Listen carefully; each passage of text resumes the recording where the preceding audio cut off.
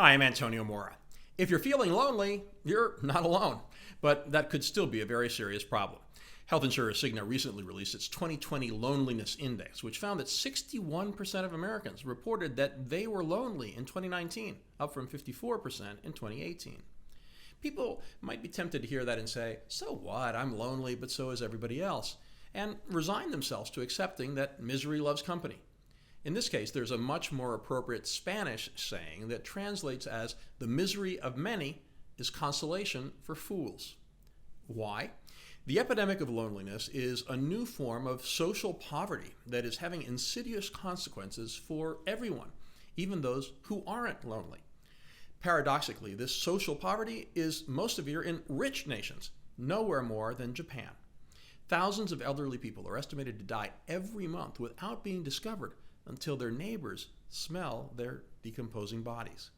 The problem is so severe that it even has a name, kodukoshi, and it has led to a growth industry in companies that clean up homes after these lonely deaths. France saw an extreme case of what loneliness could do in August of 2003 when an intense heat wave killed 14,000 people. Most weren't poor in a material sense, but they suffered from the social poverty of not having anyone to check up on them and make sure they were okay in the heat. Loneliness was the key factor in most of those deaths. When social isolation is discussed, it is usually in the context of older people, with articles describing their plight, such as a recent one in the Wall Street Journal titled "The Loneliest Generation. Americans, more than ever, are aging alone." However, in the Cigna study, the group that reported the highest levels of loneliness were members of Generation Z, young people aged 18 to 22. A whopping 79% of Gen Zers said they were lonely, as did 71% of Millennials. On the other hand, only half of baby boomers reported feeling lonely. Separate data from YouGov confirmed that, finding Millennials say they are lonely much more frequently than Gen Xers or boomers. 30% of Millennials say they always or often feel lonely compared to 20% of Gen Xers and 10% of boomers. To this you might say, I'm not lonely, so why should I care? Well, even if you don't feel any empathy for the many who are suffering from loneliness, you might care about your bank account.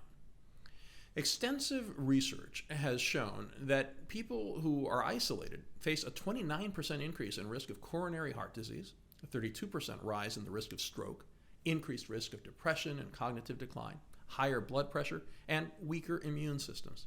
In fact, being disconnected posed comparable danger to smoking 15 cigarettes a day and is a better indicator of early death than the effects of air pollution or physical inactivity.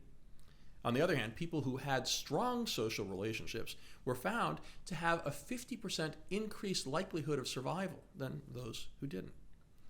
The loneliness-induced health crisis is sending healthcare and social costs soaring for you, me, and everybody else. Loneliness is estimated to cost Medicare alone $6.7 billion a year, mostly from spending on caring for those who don't have social networks to help them. It's also costing businesses. The Cigna report focuses on the connection between the workplace and social isolation, finding a significant impact on productivity. Lonely workers suffer from far higher absenteeism than those who aren't. And part of the loneliness problem is that 54% of survey respondents said they didn't have good relationships with coworkers. The irony of this loneliness catastrophe is that it's getting worse at a time when we're more interconnected than ever before.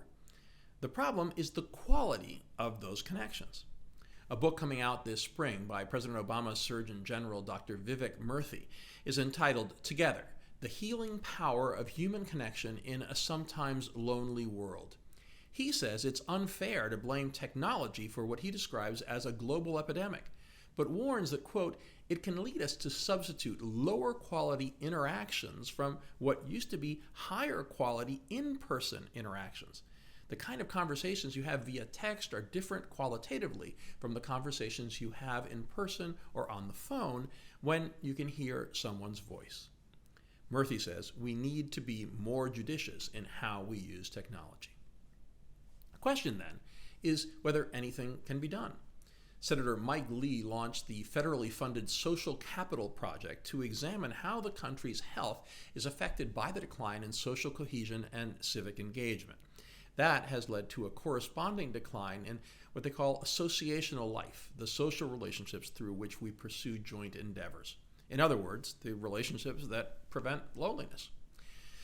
The UK's government has gone as far as naming a minister for loneliness to address the problem. The minister is raising awareness and trying to increase interconnectedness. One effort involves a plan to broaden what's referred to as social prescribing, where professionals refer people suffering from loneliness to community groups of different types. In creating the Minister of Loneliness position, the British described loneliness as a generational challenge.